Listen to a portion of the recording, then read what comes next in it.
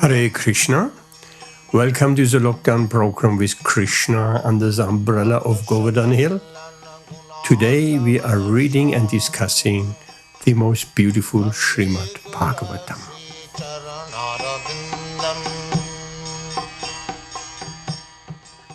So today is appearance day of Lochan Das Thakur, a Vaishnava who is one of those who wrote biographies of Lord Chaitanya's life. He was born 30 years after appearance of Lord Chaitanya, so he knows pastimes from other devotees. You can read his biography, but he's very famous for many songs and books. One of them I mentioned before is Caitanya Mangala, and so we will sing today that famous song which is called Paramakaruna. Paramakaruna Bahudui Jana Itai Gora Chandra. Paramakaruna Bahudui Jana Itai Gora Chandra. Sabhavatara Sarashiromani Devananda Kanda. Sabhavatara Sarashiromani Devananda Kanda. Bajo Bajo Bai Chaitanya Nitai Sadridha Vishvasakori. Bajo Bajo Bai Chaitanya Nitai Sadridha Vishvasakori. Vichaya Charya Sarase Mojiya Mukhe Molo Hari Hari.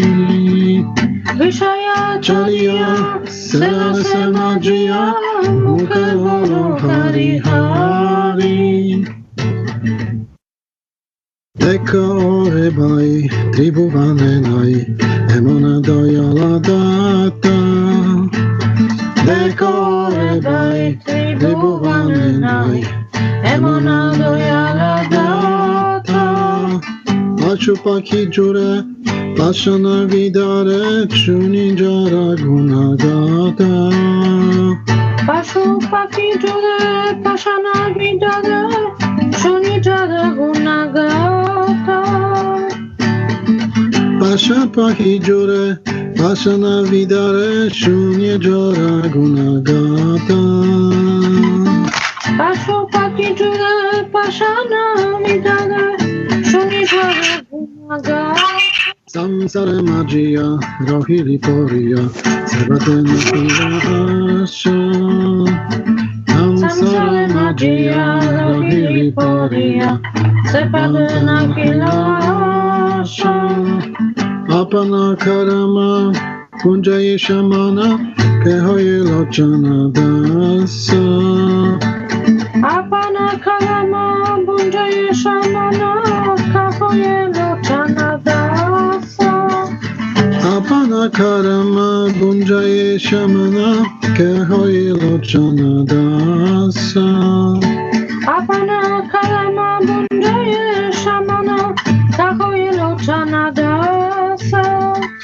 Paramakaruna Bahudui Jana Nitai Gora Chandra. Paramakaruna Bahudui Jana Nitai Gora Chandra. Sabhavatara Sarashiromani Kevalandanda Kanda. Sabhavatara Sarashiromani Kevalananda Kanda. Jaya Gauranitai, Gauranitai, Gauranitai, Jaya Gauranitai, Jaya Gauranitai, Gauranitai, Gauranitai, Jaya Gauranitai, Jaya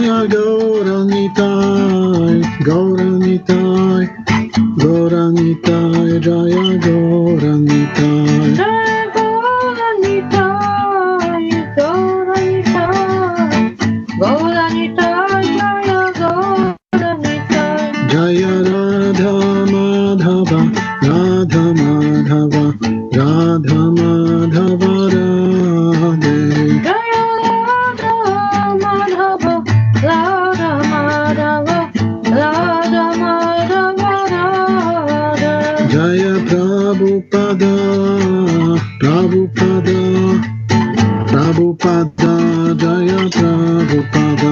Jaya Prabhupada, Prabhupada, Prabhupada, Jaya Prabhupada. Jaya Gurudeva, Gurudeva, Gurudeva, Jaya Gurudeva. Jaya Gurudeva, Gurudeva, Gurudeva, Jaya Gurudeva. Yay! Thank you very much. I want to, in the meantime, welcome Rashmi Mataji and Jayanti Bhai.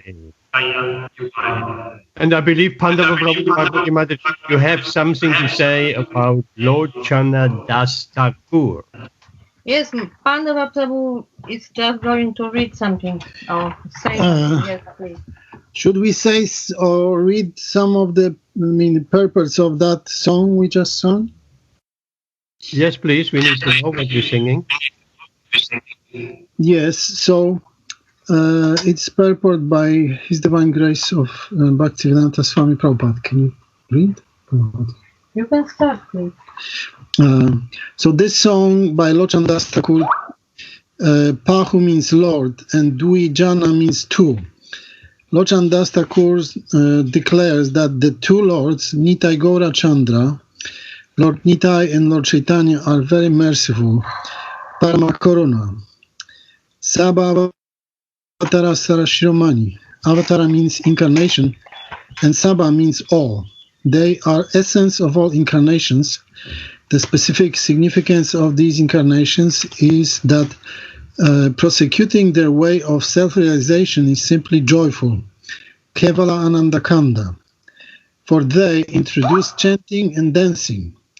There are many incarnations like Lord Rama and even Krishna who taught Bhagavad Gita, which requires knowledge and understanding. But Lord Chaitanya and Nityananda introduced a process that is simply joyful. Simply chant and dance. Therefore, Lochana Das requests everyone, Bhajo Bhajo Bhai Chaitanya Nitai.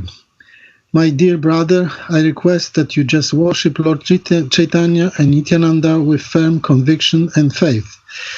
Don't think that this chanting and dancing will not lead you to a desired goal. It will. It is the assurance of Lord Chaitanya Mahaprabhu that one will get all perfection by this process. Therefore, one must chant with firm faith and conviction. Vishvasa Kori. But what is the process? The process is Vishayacharya, Seras and Magia. If one wants to be Krishna conscious by this process, one has to give up his engagement in sense gratification. That is the only restriction. If one gives up sense gratification, it is sure that he will reach the desired goal. Mukhe bolo Hari Hari. One simply has to chant Hare Krishna, Hari Hari, without any motive of sense gratification. Dekho Orebai Tribhuvanenai. Lochana Das Thakur says, my dear brother, you just try and examine this.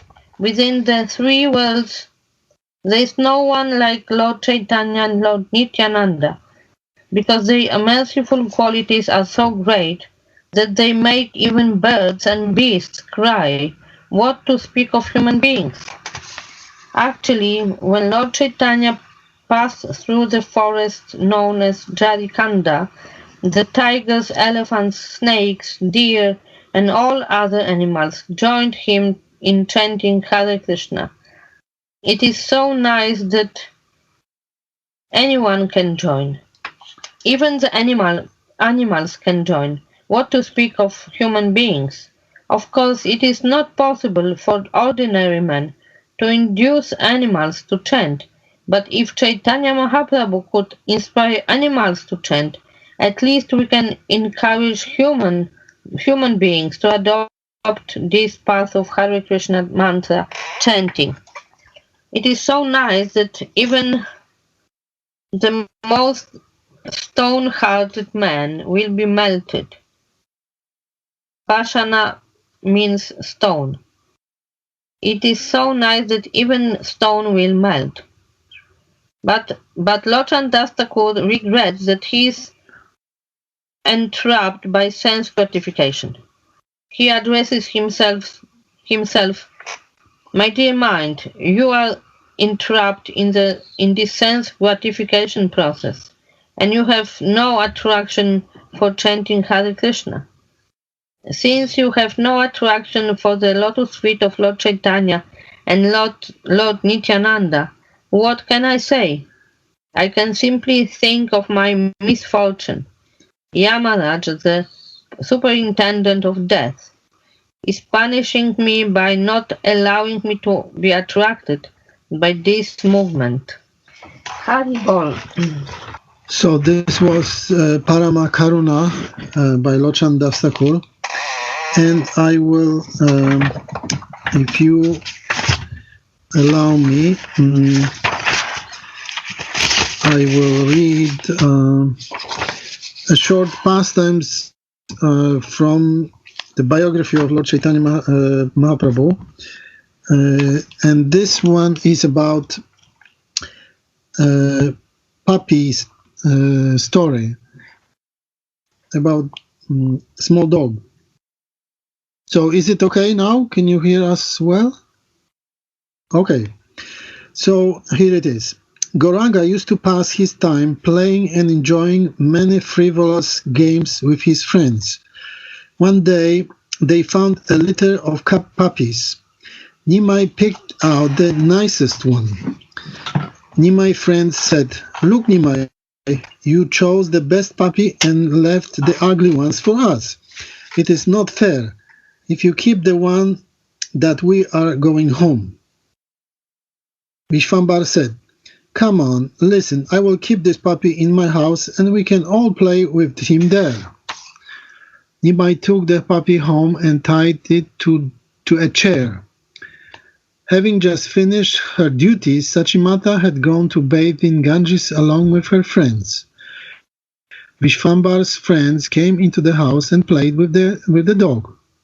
They fondled the dog, rolled in the dirt with it, and laughed and joked. Suddenly, a quarrel broke out among the boys. Nimai took the side of one of the boys and found fault with the other. Gaurahari said, "Listen, everyone, you come here to play, and you always start a fight. Why do you behave like this?" In defense, one of the boys said, "Well, you stole the puppy." Then he stormed out of the house. Seeing Sachimata returning from the Ganges, that boy said in a voice choked with anger, "Your son Vishvambar is playing in the house with a puppy dog. Sometimes he puts it on his lap or hangs it over his shoulder. Go and see for yourself." Sachimata quickly entered the house and saw Vishvambara playing with the puppy. In astonishment, she hit her forehead with her palms. "Vishvambara, what are you doing?" And Sachimata said, "I simply cannot understand your behavior. You have so many things to play with, but instead you play with a dog. You are son of a very religious father. What will people say if they see you playing with a dog? This behavior does not befit a Brahmana's son. It pains my heart to imagine how people will criticize you if they find out. Your form is so pure and wonderful. Why do you find happiness in smearing your body with dirt? Seeing you like this, I bow my head in shame and wish to die. Your body shines like fresh lightning, and your face is more beautiful than many moons. Yet instead of wearing your clothes, you cover your body with the dirt and play with the low-class boys." Fanning with anger, Sachimata bit her low lip and rebuked her errant son. "Okay, Nimai, if you like the puppy so much, then take him to your home. Just forget about your mother and father and play with your dog." But the charming beauty of Gaura's gorgeous and innocent face quickly dissipated Sachimata's anger. Adopting a joyful mood, Sachidevi said, "Come, my darling son, get on my lap. I want to hug you and kiss your sweet smiling face. Now, just leave the puppy alone for a little while and go bathe in the Ganges.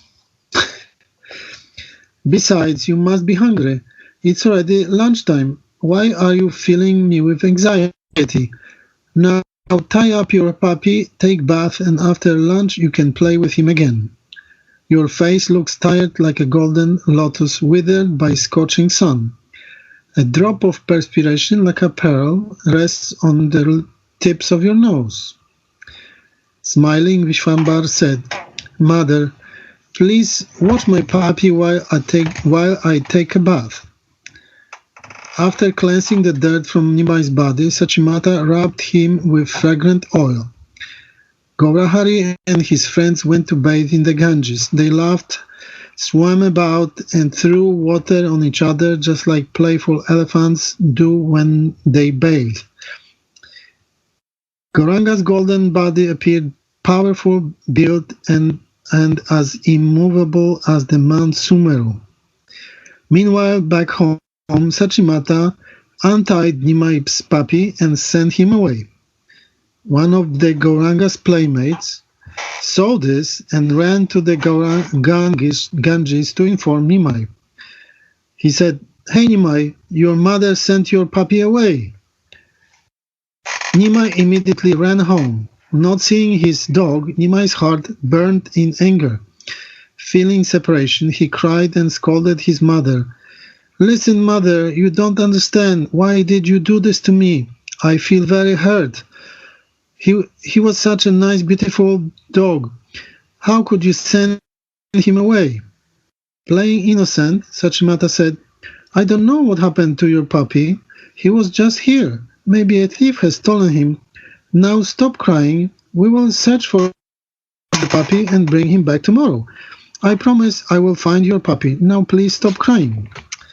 After saying this, Sachimata wiped the tears from Nimai's face, put him on her lap, and smothered him with kisses. Then Sachimata pacified Nimai with kheer, sandesh, bananas, and other tasty sweets. Sachimata dressed her darling son. She tied his hair in top knot and applied black kajal around his eyes. She wrapped a ruby red cloth around Nimai's nicely curved hips. She hung a pearl necklace around his neck. Sandalwood tilak adorned his forehead. Gold bangles highlighted the beauty of his wrists and ankles. Grabbing a sweet ball, Nimai ran outside to play with his friends. His walking defeated the pride of the king of the elephants. His deep voice sounded as sweet as nectar. Nimai, the crest jewel among the Brahmana friends, looked like the full moon surrounded by a cluster of stars. The demigods felt great happiness to witness Lord Gaura's transcendental pastimes. Lochan Das is amazed to see that Supreme Lord touched cats and dogs. That puppy dog attained the great fortune by transcendental touch of the Lord Gauranga. The dog gave up his bad habits and became Krishna conscious. One day, the dog just started dancing ecstatically while chanting the holy names, Radha Krishna Govinda. Hearing that, a lowly dog was chanting Hare Krishna. The townspeople of Nadia ran to see the miracle. Before everyone's eyes, the dog exhibited the bodily symptoms of ecstatic love of God. The dog was crying, his hair stood on end, and his entire body was covered with goosebumps. Suddenly, the most fortunate dog gave up his body. At that moment, a golden celestial chariot came down from the sky and carried the dog to Goloka Vrindavan. Topped with many domes, the chariot was lavishly decorated with pearls and dazzling jewels. The sound of bells, gongs, conch shells, and kartals accompanied the divine singing of Gandharvas and Kinnaras, who were singing the glories of Radha and Krishna. Flags flapped atop the chariot, whose brilliance outshone the light of the sun. In his spiritual body, the dog was sitting upon a jeweled throne inside that chariot.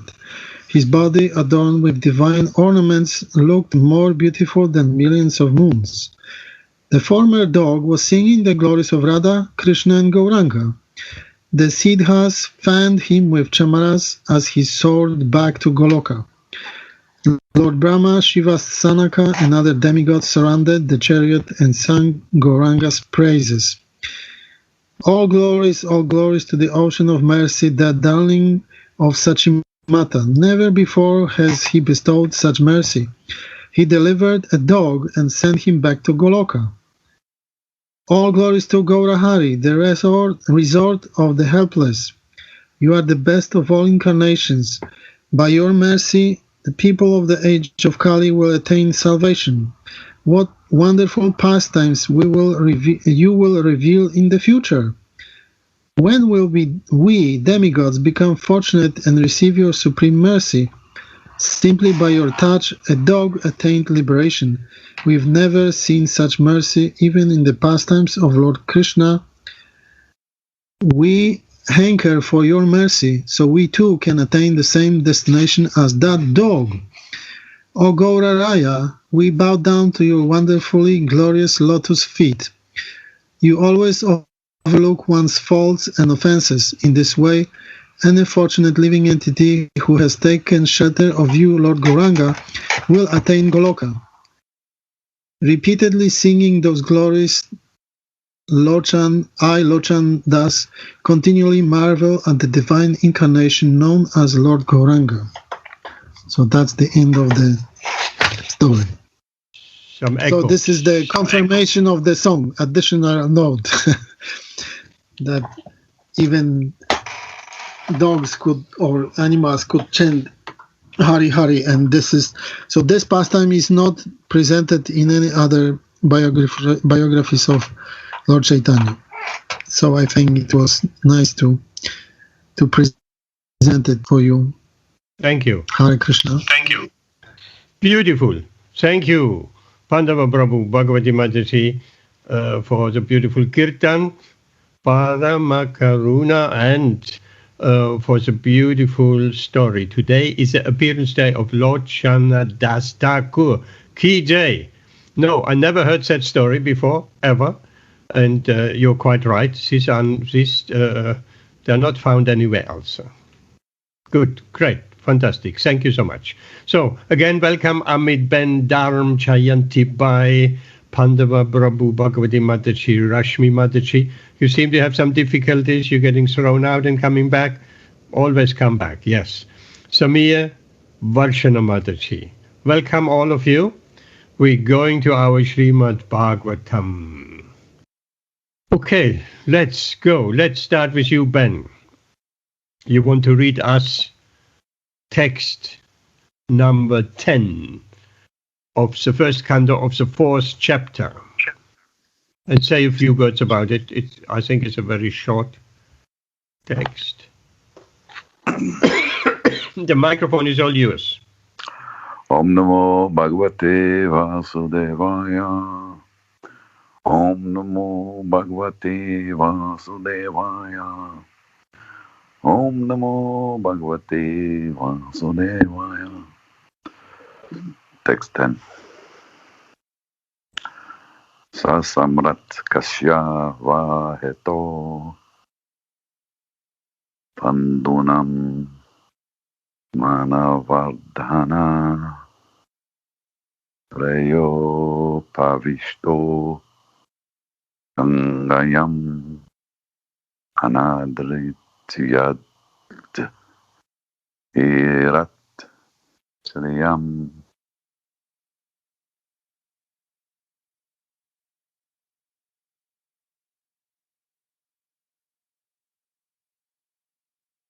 Translation. He was a great emperor and possessed all opulence of his acquired kingdom. He was so exalted that he was increasing the prestige of the Pandu dynasty. Why did he give up everything to sit down on the banks of the Ganges and fast until death? purport by His Divine Grace Bhaktivedanta Swami Prabhupada. Maharaj Pariksit was the emperor of the world and all the seas and oceans. And he did not have to take the trouble to acquire such a kingdom by his own effort. He inherited it from his grandfathers, Maharaj Yudhishthira and brothers. Besides that, he was doing well in the administration and was worthy of the good names of his forefathers. Consequently, there was nothing undesirable in his opulence and administration.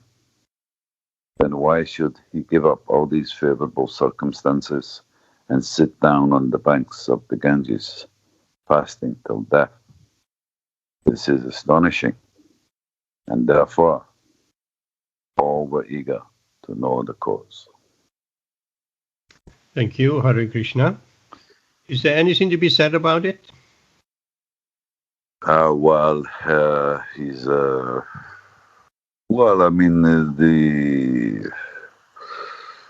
explanation of his status, inasmuch that he was the emperor of the whole world, and he had unbelievable opulence and wealth. He had everything you could materially, I guess, that you could ever want. But this also shows that he was also extremely renounced, and that the fact that he was a pure devotee of the Lord, he wasn't attached to anything.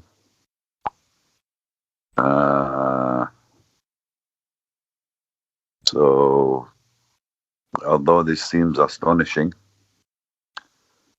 for a devotee who's in a renounced order like that, free from material attachment, could be said to be quite easy. I'll leave it there. Thank you, Ben. Hare Krishna. Anyone has any comment? Can you hear us now, Rashmi? I have a comment. Maharaj Pariksit, he fasted till death for 7 days. That is recommended. When one is about to die, one should fast. Srila Prabhupada did that perfectly. He prepared and he fasted, and then devotees. Oh, good. Rashmi, good. Thank you. So he fasted and to prepare to leave his body, and the devotees were so distraught. They said, "We cannot manage without you, Srila Prabhupada," and they petitioned him to stay. And then he said, "Okay, I'll stay." Then he started eating again. And after some time, he started fasting again. So it goes forth and back, and the love and affection and devotion of the devotees increased 1,000 times. So, if one is about to die, one should fast. Okay, let's go further. Rashmi Mataji, you want to read our next text, which is text 11, and say a few words about it. Also a relatively short purport. We're getting less philosophical at the moment. Is the storyline starting to, we have the story here, the history. Okay, Rashmi, are you ready? Text 11. The microphone is yours. Text 11. Namanti padniketmana Sivaya haniya dhanani satrava katham savira shriyam angadustyajam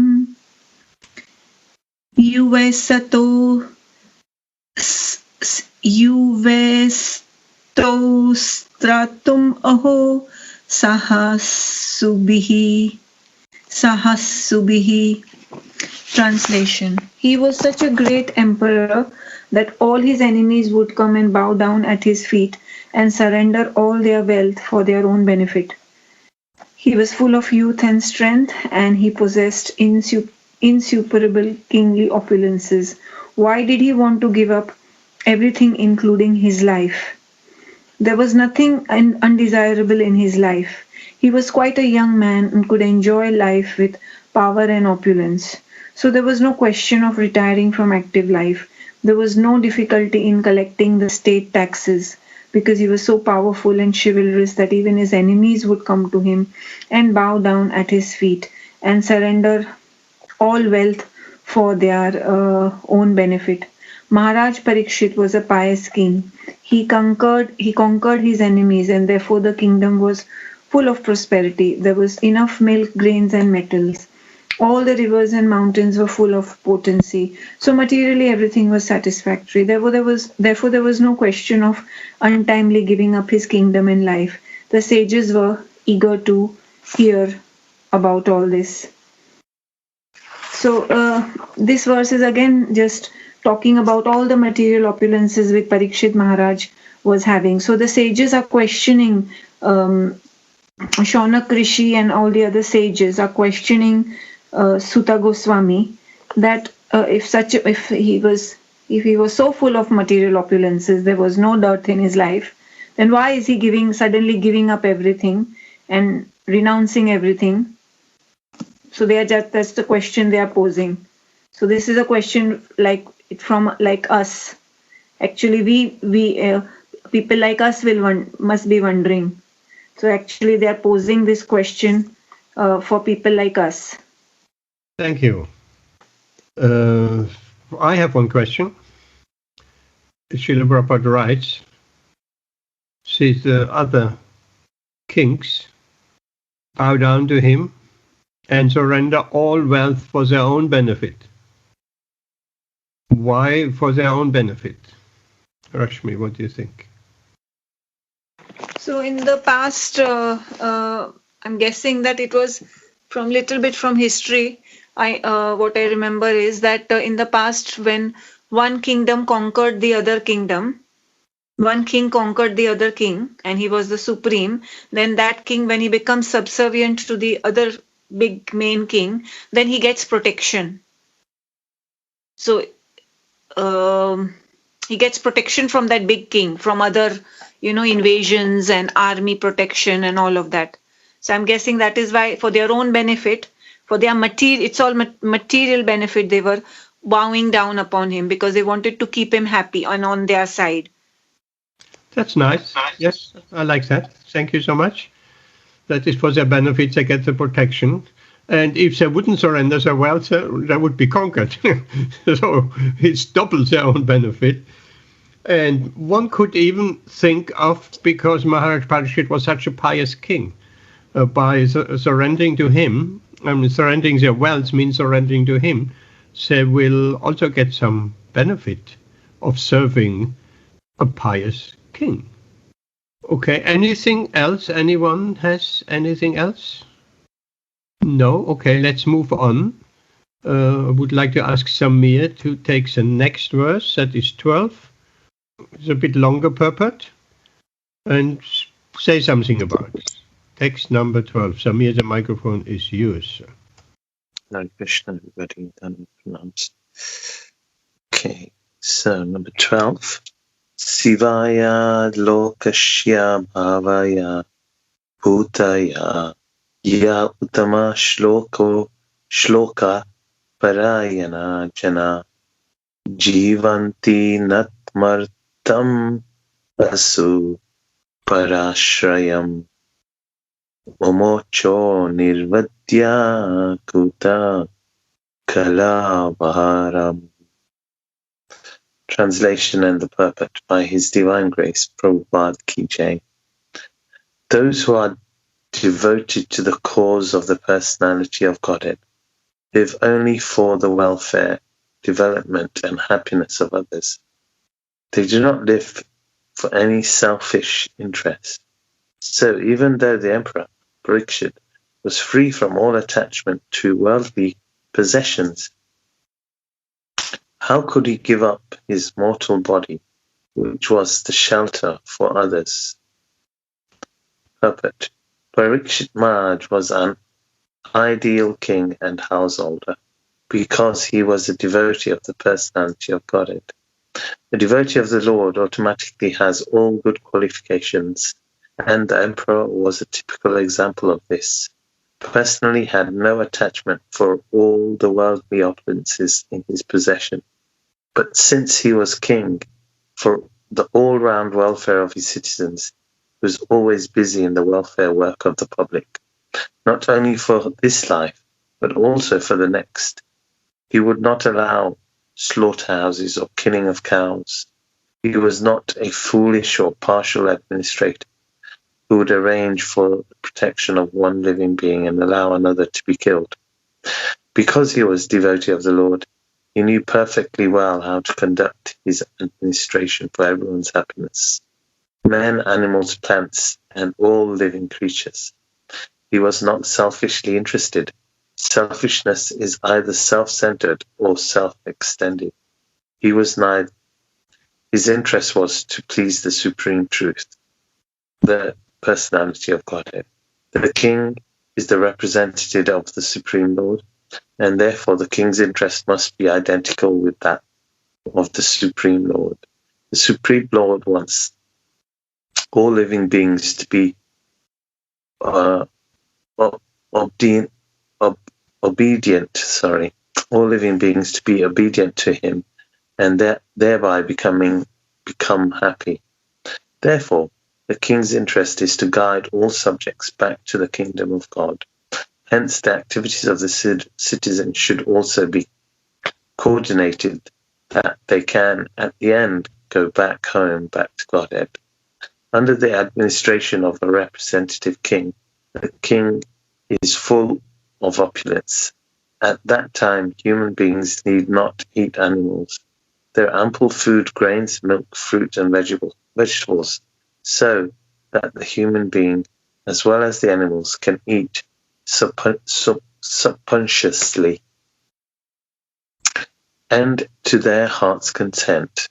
If all living beings are satisfied with food and shelter and obey the prescribed rules, there cannot be any disturbance between one living being and the other. Emperor Parikshit was a worthy king, and thereby all were happy during his reign. Okay, thank you. Say a few words. What was significant for you, or what you remember? I think it's very nice that King Parikshit was a devotee, and I was just thinking that if we had devotees in our parliament and in our rule, then this whole place would be a beautiful place to stay. But the king was looking after his subjects because he wanted them to go back home, back to Godhead. So that was the main thing. So he looked after all the living entities, not just the humans, but even the animals and all the living beings there under his kingdom. And he was an ideal king because he was a devotee. So he wasn't selfish towards his own needs or his family or anything like that. He wanted to treat everyone the same. And of course, there was no killing of animals at all because there was enough food. And because the whole world was ruled by a devotee, even Mother Earth and was happy because she was producing enough fruits and vegetables for everyone to have. And it was a very nice place to stay. So they were all very happy under his rule. Thank you very much, Samir. Yes, we hear said in the pastimes of King Prithu, if Mother Earth is happy, then she produces all kind of minerals and pearls in the ocean and jewels and food grains and everything. If everything is nicely in balance, then automatically prosperity will reign. And if not, then Bhumi is withholding all this. Like at the moment, Bhumi is withholding a lot of things. And by force, people try to extract whatever by their greed. Well, one thing is, I have a question. Selfishness is either self-centered or self-extended. What does that mean? Anyone? Pandava Prabhu. Samir. I think when it's saying self-extended, maybe it means for family or being selfish so that the family can maybe so centered around your own. Yeah. Why is it selfish to provide for the family? Why is it selfish? Why is it considered selfish? For the community? Or the country? It's selfish if it's unfair, but if obviously if it's fair, like obviously the king was doing, Parikshit Maharaj was.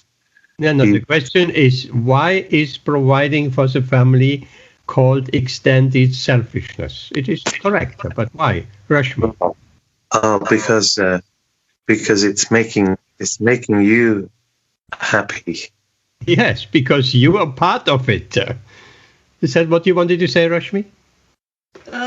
Actually, today in the Bhagavatam class in the morning, Mataji explained exactly this, that even in spiritually, so you have a devotee who will only he will do his chanting, he will offer his bhoga to the Lord, eat prasad, give his family prasad, and very self-contained, everything inside. So she explained that this is a very selfish attitude, and such a devotee is not really is not a high-class devotee.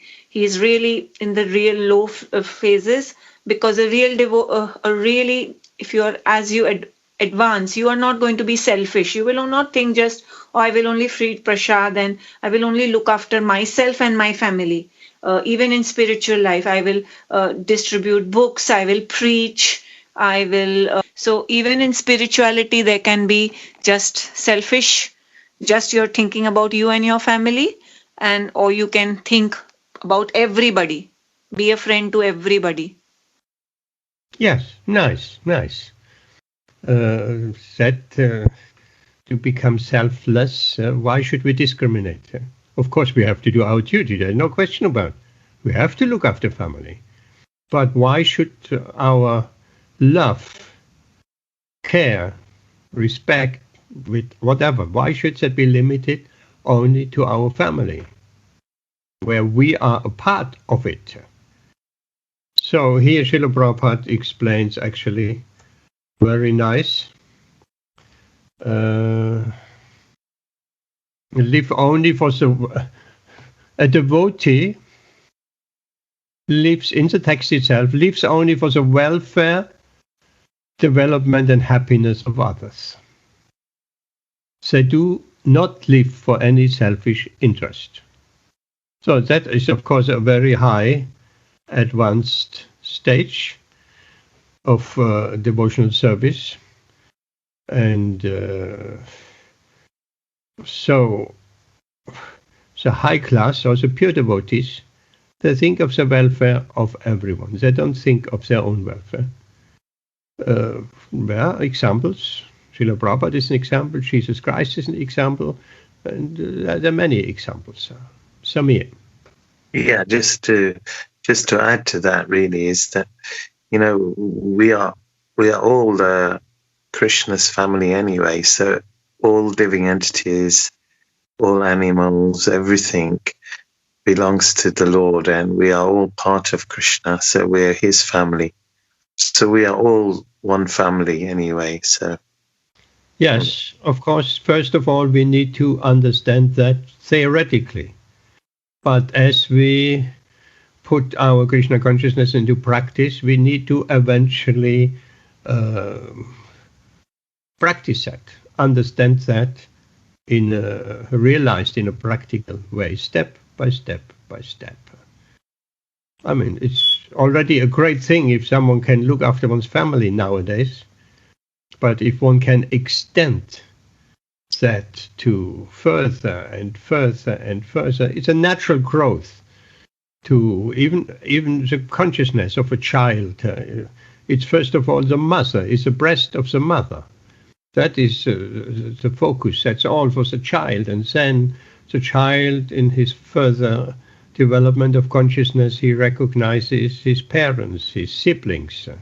And then one may go further and have affection and for the community, even the country.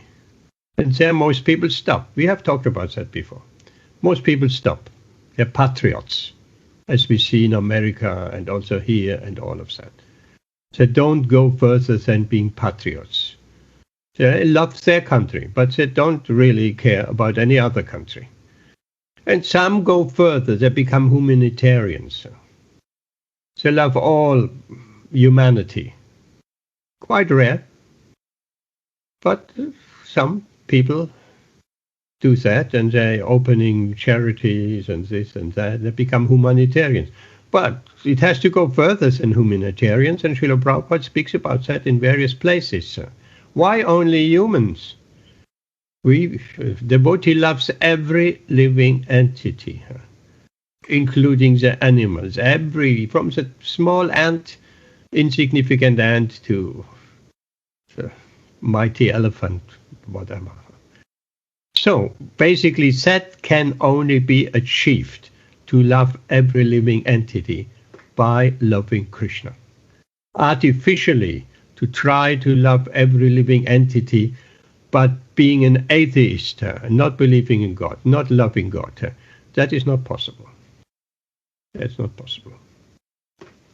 Even the Bible has a very interesting statement in the Ten Commandments. Love God as the first commandment, and the second, love your neighbor as yourself. So some people have that strange conception, by loving all the people, automatically they're loving God. No, it's the other way around. Pandava Prabhu or Bhagavati Mataji, whoever. I wanted, not exactly at the point you are making, but I just want to ask if Samia Prabhu will read today the story about Shukadeva Goswami. What's your question? About Shukadeva Goswami, the reference that he is parrot. Oh yes, thank you for bringing that up. We want to hear that. Samir, have you prepared? yes, I have prepared. What I can do is I can read a small little part, but It's a paragraph, you said.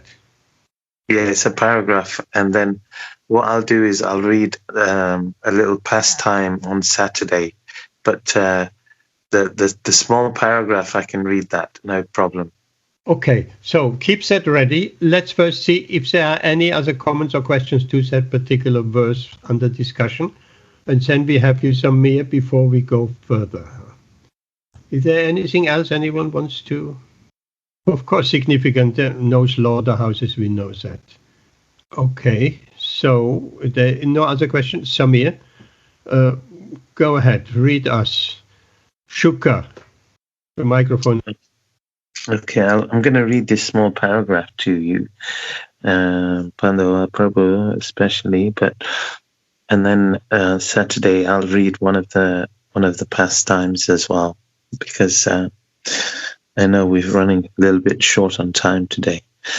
Okay, so there are many lakhs. Lakhs means thousands and thousands, or hundreds and thousands of green parrots in Vrindavan. Although some are multicolored species, there are also others to be seen. Because they are easily domesticated and can learn to speak, many parrots act as messengers, while others are trained as birds who recite appropriate songs in glorification of Radha and Krishna. Female parrots are fond of grapes, and the males are readily fond of pomegranate trees. There are many famous and important parrots, the foremost of whom appeared as Sukdev Goswami, the celebrated speaker of Śrīmad-Bhāgavatam. As the pet of Srimati Radharani, Shukdev Goswami was requested by Krishna to remain in the world after his departure and recite the Bhagavatam to Maharaj Parikshit for the benefit of people at large. Sukdev Goswami was the witness to all of Krishna's pastimes in Vrindavan, and consequently he was the most qualified person to narrate the Bhagavatam. So I'll leave that there because it does go on a little bit longer.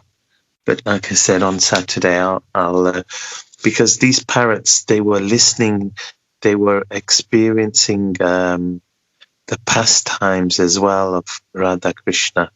So one of the pastimes I can talk about, but it was the way they reacted, and it was the way they were actually included in these pastimes as well. It's very, very beautiful. So I'll leave that for Saturday. Okay, thank you, Jamir. I have somewhere very vague in my mind the parrot Shuka. I mean, a detailed story. He heard Radharani, and he was sitting on a branch, and that parrot flew in the mouth of Vyasadeva or something like that. Anyone has? So a quite detailed and elaborate pastime. That is not what you're talking about, Samir? No problem. Because this is in the Venu Gita, but I think if you go into the Canto 10 and start, then there'll be more and more details of... No, it's not in the Canto 10, I'm quite sure. Oh, okay. I don't know where it's coming from. Okay. Anyone has any idea of that story, let me know. Okay. Are you kind of satisfied, Pandava Prabhu? We are all satisfied. That was a beautiful narration. My desire only increased. Yes, good. Hare Krishna. So, shall we take as a verse, and I would ask Vaishana Mataji, and then we go. Is Bhagavati at home still? No, she's getting ready to leave, so we will have to... Okay, from after Vaishana we come to you, Pandava Prabhu. Okay, Vaishana Mataji, let's read the next verse. The microphone is on. Is that number 14? That is number 13, I believe so. All right. Okay, yes. Om Namo Bhagavate Vasudevaya. Tat sarvam naha samachaksva rastoya diha kinchana mane tvam visaye vacham snatam anyatra chandasat. We know that you are expert in the meaning of all subjects, except some portions of the Vedas, and thus you can clearly explain the answers to all the questions we have just put to you. Purport by Srila Prabhupada. The difference between the Vedas and the Puranas is like that between the Brahmanas and the Parivrajaka's. The Brahmanas are meant to administer some fruitive sacrifices mentioned in the Vedas, but the Parivrajakacharyas or learned preachers are meant to disseminate transcendental knowledge to one and all. As such, the Parivrajakacharyas are not always expert in pronouncing the Vedic mantras, which are practiced systematically by accent and meter by the Brahmanas, who are meant for administering Vedic rites. Yet it should not be considered that the Brahmanas are more important than the itinerant preachers. They are one and different simultaneously because they are meant for the same end in different ways. There is no difference also between the Vedic mantras and what is explained in the Puranas and Itihasas. According to Srila Jiva Goswami, it is mentioned in Madhyandina Shruti that all the Vedas, namely the Sama, Atharva, Rig, Yajur, Puranas, Itihasas, Upanishads, etc., etc., are emanations from the breathing of the Supreme Being. The only difference is that the Vedic mantras are mostly begun with Pranava Omkara, and it requires some training to practice the metric pronunciation of the Vedic mantras. But that does not mean that Śrīmad-Bhāgavatam is of less importance than the Vedic mantras. On the contrary, it is the ripened fruit of all the Vedas, as stated before. Besides that, the most perfectly liberated soul, Srila Shukdev Goswami, is observed in the studies of the Bhagavatam, although he is already self-realized. Srila Sutta Goswami is following his footsteps, and therefore his position is not the least less important because he was not expert in chanting Vedic mantras with metric pronunciation, which depends more on practice than actual realization. Realization is more important than parrot-like chanting. Hare Krishna, thank you. Can you say a few words about it? I can try. It's small, but it's a bit unclear exactly. It seems that they're comparing the difference between the Vedas and the Puranas and the Brahmanas and the Parivrjakas.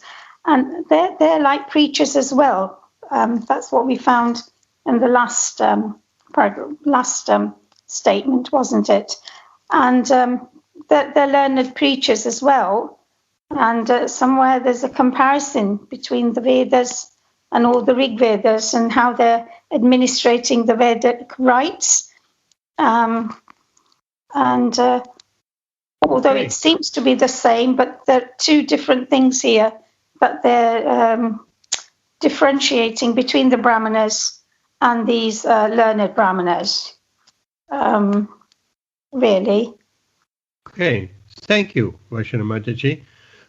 Where do we know the word Parivrajacharya? Anyone? Pandava, you will know. Where do we know that word? It is chanted regularly in temples. The full names and titles of acharyas or spiritual masters, if they are on that higher positions, they have this Parivrajacharya title. It means traveling preacher. Yes. Don't we say when we bow down, Jai Om Vishnupad Paramahamsa Parivrajacharya Ashottara Shri Śrīmad A.C. Bhaktivedanta Swami Srila Prabhupada Gita. There it is, Parivrajacharya. That's what it is. Did you realize that, Vaishnav Mataji? I was thinking where I'd heard it. I couldn't remember it, but now you say it, yes, I can remember it. Every time we sing that, Jai Om Vishnupad Parivrajacharya Ashottara. Yes, so these are the itinerant preacher. But here Srila Prabhupada explains between the Brahmanas and the Parivrajacharyas, there is no difference really. They're just different functions, and both are needed. Now we need to visit. There's quite a bit about Itihasas, Puranas, Vedas. So what are the 4 Vedas? And I mean, we had it before, Shruti, Smriti, and all that. So what are the 4 Vedas? Rashmi, you will remember that. The 4 Vedas are here mentioned as Sama, Atharva, Rig, and Yajur. Oh, you need to leave now. That is very sad. Now it just gets interesting, and you need to leave. Okay, well, if you have to go, you have to go. Okay, it's nice to have had you here. See you Saturday, and it was a wonderful bhajan and a wonderful story. See you Saturday. Come up with some other bhajans. Always something new and fresh. Hare Krishna. Thank you, both of you. Hare Krishna. So, Rashmi, what are the Vedas? So you said that you just told the names of the 4 Vedas. Yes, so but what are Shruti, Smriti? What is Shruti? What is Smriti? So Shruti is hearing. So all these Vedas, Purans, they all... it's not all the same. Which one are Shruti? Which one are Smriti? Vedas and Purans are all Shruti. No, and Purans are not Shruti. Purans are not Shruti. Puranas are not Shruti? No, it says Smriti. Oh, remember? Then I've got confused. Yes, Shruti. Bhagavad Gita is what? Shruti, na? It's a part of the Puranas, Bhagavad Purana. Smriti. So Bhagavad Gita is Shruti. Only Shruti is only the 4 Vedas, right? Only Sama, Atharva, Rig, and Yajur. That is Shruti. Shruti, heard, because they have been heard by Brahma, or they have been spoken and heard. That is Shruti. The 4 Vedas is Shruti, nothing more. Smriti is like the sister is repeating what the mother has said. So remembering her. So the Puranas, that is Smriti. And we have here a few more terms. Puranas, Itihasas, Upanishads. So I have here a little note. The Itihasas, what are the Itihasas? The Itihasas are histories or supplementary Vedic literatures. So very strict Vedic scholars, they will not accept the Itihasas even. They only accept the Shruti, the 4 Vedas. But, I mean, they are wrong. They don't know. So, they are supplementary Vedic literatures. They include, the Itihasas, include the Mahabharata and the Puranas, because the Vedic rituals are hard to understand, and the Vedanta Sutra is composed and compressed and highly philosophical. The histories offer Vedic knowledge in the form of stories and historical incidents. The Chandogya Upanishad refers to the Mahabharata and Puranas as the 5th Veda. That is one reference. And the Upanishads. What are the Upanishads? The Upanishads are a collection of 108 philosophical dissertations. So the Upanishads are highly philosophical, and we have Srila Prabhupada translated the Isa Upanishad or Isopanishad, starting with, and you may have heard the singing, Om Purnamada Purnamidam Om Purnat Udachyate, and so on.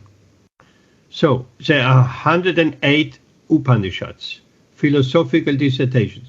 The word Upanishad means sit closely, and refers to the disciple sitting closely beside his guru in order to receive transcendental Vedic wisdom. Thus, the Upanishads mark the beginning of transcendental life. The Upanishads' main contribution is that they establish the Absolute as non-material. The Upanishad describe Brahman as eternal, unmanifest reality, and so on and so on. Prabhuji, you know this Isopanishad? Yep. The Prabhupada's Isopanishad is a very small, thin book, I remember, white color cover. It's a small booklet. Not that small, but a small booklet, yes. Yeah, it was like, not booklet, it was a book, but smallish. Yes. And I remember that in Juhu temple, even before starting the classes on the Bhagavad Gita, we had been taught, we went through the Ishopanishad first.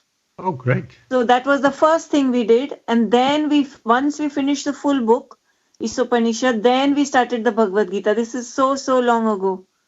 Oh, you remember. Ben, do you know the first mantra of the Isopanishad? I have a feeling you do. Om Purnam.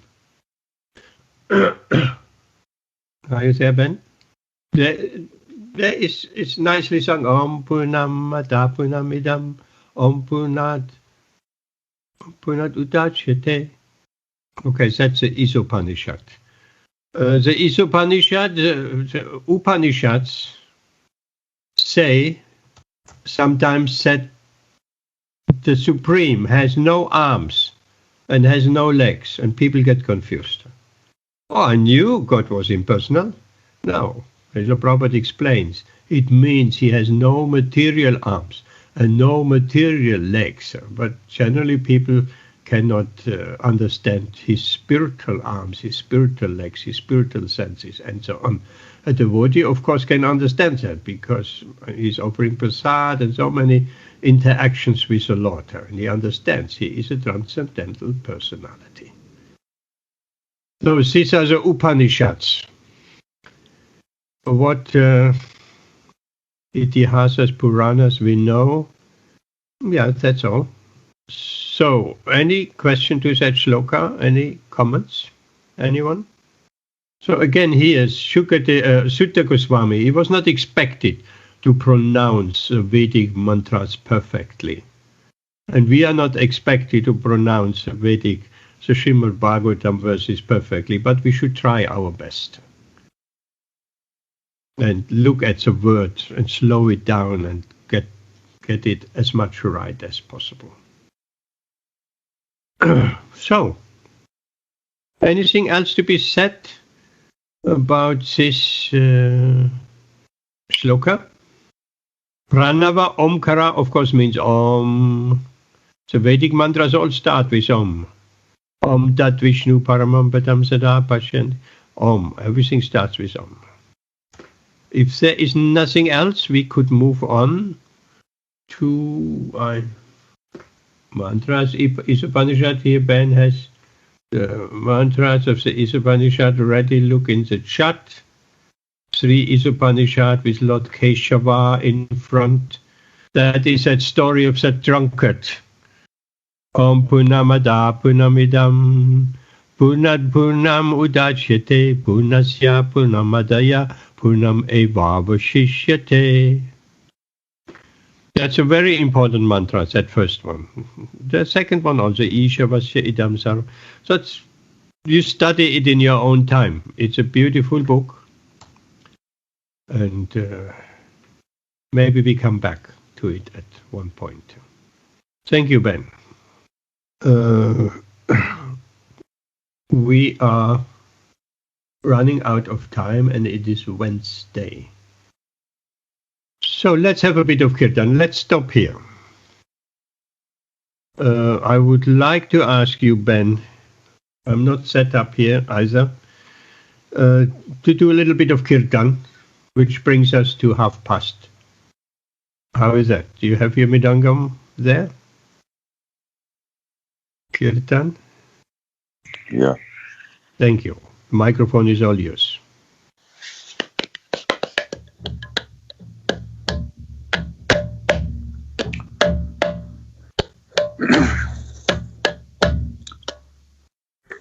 Can you hear me okay?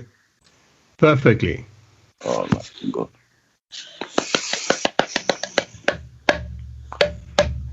Namo Vishnu Padaya Krishna Prestaya Bhutale Srimati Bhakti Vedanta Swami Iti Namine Namaste Sarasvati Devi Gauravani Pracharine Nirvishesha Sunyavadi Paskatya Desatarini. That's good, huh? Jaya Sri Krishna Caitanya Prabhu Nityananda Sri Advaita Gadadhara Sri Vasari Bhaktavrinda. Jaya Sri Krishna Caitanya Prabhu Nityananda Sri Advaita Gadadhara Sri Vasari Bhaktavrinda. Jaya Sri Krishna Caitanya Prabhu Nityananda Sri Advaita Gadadhara Sri Vasari Bhaktavrinda. Hare Krishna Hare Krishna Krishna Krishna Hare Hare Hare Rama Hare Rama Rama Rama Hare Hare Hare Krishna Hare Krishna Krishna Krishna Hare Hare Hare Rama Hare Rama Rama Rama Hare Hare Hare Krishna Hare Krishna Krishna Krishna Hare Hare Hare Rama Hare Rama Rama Rama Hare Hare Hare Krishna Hare Krishna Krishna Krishna Hare Hare Hare Rama Hare Rama Rama Rama Hare Hare Hare Krishna Hare Krishna Krishna Krishna Hare Hare Hare Rama Hare Rama Rama Rama Hare Hare Hare Krishna Krishna Krishna Hare Hare Hare Rama Hare Rama Rama Rama Hare Hare Hare Krishna Krishna Krishna Hare Hare Hare Rama Rama Rama Hare Hare Hare Krishna Krishna Krishna Hare Hare Hare Rama Rama Rama Hare Hare Hare Krishna Krishna Krishna Hare Hare Hare Rama Rama Rama, Hare Hare, Hare Krishna, Hare Krishna, Krishna Krishna, Hare Hare, Hare Rama, Hare Rama, Rama Rama, Hare Hare, Hare Krishna, Hare Krishna, Krishna Krishna, Hare Hare, Hare Rama, Hare Rama, Rama Rama, Hare Hare, Hare Krishna, Hare Krishna, Krishna Krishna, Hare Hare, Hare Rama, Hare Rama, Rama Rama, Hare Hare, Hare Krishna, Hare Krishna, Krishna Krishna, Hare Hare, Hare Ramo, Hare Rama, Ramo Ramo, Hare Hare, Nitai Gora Haribo, Haribo, Haribo, Nitai Gora Haribo, Jaya Nitai Sachi Sundara, Nitai Sachi Sundara, Nitai Sachi Sundara, Nitai Sachi Sundara, Jaya Giri Govardhan, Giri Govardhan, Giri Govardhan, Jaya Giri Govardhan, Jaya Giri Giri Giri, Giri Govardhan, Giri Govardhan, Jaya Giri Govardhan, Jaya Prabhupada, Prabhupada, Prabhupada, Jaya Prabhupada, Jaya Gurudeva, Gurudeva, Gurudeva, Jaya Jaya Gurudev, Gurudev, Gurudev, Gurudev.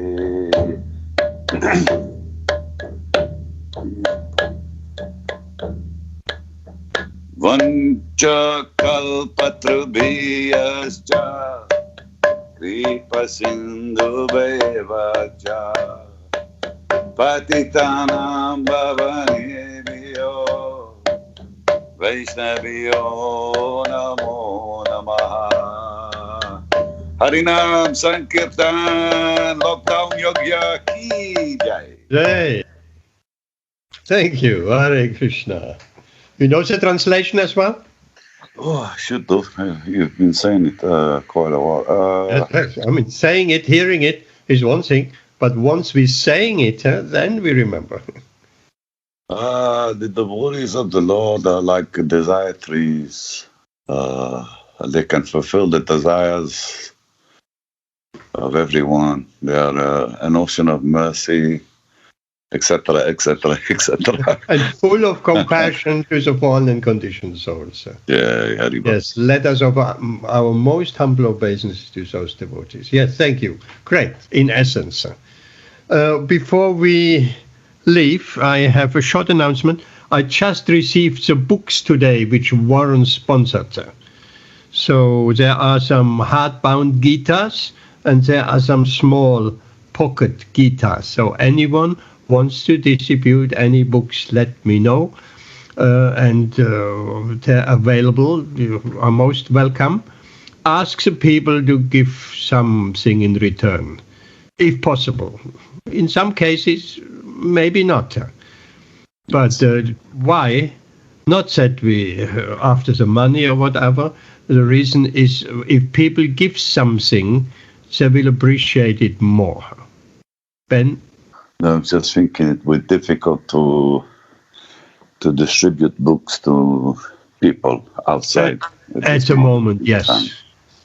But I mean, Rashmi, you wanted some. You're going outside anyway. We are mostly at home. Maybe Pandava. And once, if you have any contact with people, yes, just will do. I keep some for you aside, Rashmi. Hardbound Gitas. There are enough. So, or if someone, sometimes I send some books away as well by post, also possible. Those are many ways. Okay, that was one thing. And then, how was the Food for Life Varshana Mataji? Just in half a minute, 1 minute. Yes, it was okay. Wonderful. It wasn't too bad. The weather wasn't too bad this Saturday. And like I say, for Guru Maharaj, we are doing as much seva as possible and offering him the, our seva to him by doing more chanting, prayers, and I've offered my Food for Life as well to him. He's still not well. He now has a cough, so it's a bit worrying. Is it the same or going up or down? Well, it's going up and down. His sugar levels had run high, but now he's developed a cough since yesterday, so the doctors are a bit worried. But we're offering Narsingadev prayers. There's over thousands of rounds that people are doing. I've done over 100 rounds on behalf of Guru Maharaj, and Hare Krishna. We offer it on his app, and you can just keep adding. So there's over 50,000 devotees, so you can imagine the number of rounds that are being done. Isn't that beautiful? Thank you. That's great. Yes, yeah. Good, very good. And Chanaki Mataji and the other Matajis are still distributing, right? Yes. In fact, we're distributing to the Wolseley house as well, which are old ladies living there. Okay, great. If anybody else has any stories, keep them for next time. Any realization, any exchanges. Mostly we are at home. Or maybe Samir has still some stories from Africa, kind of. We shall see next time. I think for today we stop because it's just past. Sorry to disturb you. Makar Sankranti is on Thursday. Tomorrow, actually. Tomorrow? What is it? That's the time when Bhishma Pitama left his body as well. And we celebrate that with dal and offering sesame seeds, bathing in them. And there's quite a bit about it in the thing. Maybe we can talk about that next week. Yes, I have here down in my calendar tomorrow, Ganga Sagara Mela. Mm-hmm. I'm not quite sure what that is. Ganga Sagara, it sounds to me like where the Ganges flow in the ocean. I'm not quite sure. Yeah. Yes, okay. 14th January is, 14th January is Makar Sankranti. Yes. Yeah. Very auspicious. Here we stop. Sorry. Here we stop, and thank you very much, Ben Dharm Jayanti Bai Rashmi Zamir Varshana. Hare Krishna, and we meet again on Saturday and carry on with the Bhagavatam and any realizations, any stories, any sharing, and we'll take it from there. Okay. Thank you. Hare Krishna. Hare Krishna, everyone. Hare Krishna, everybody. Hare Bol.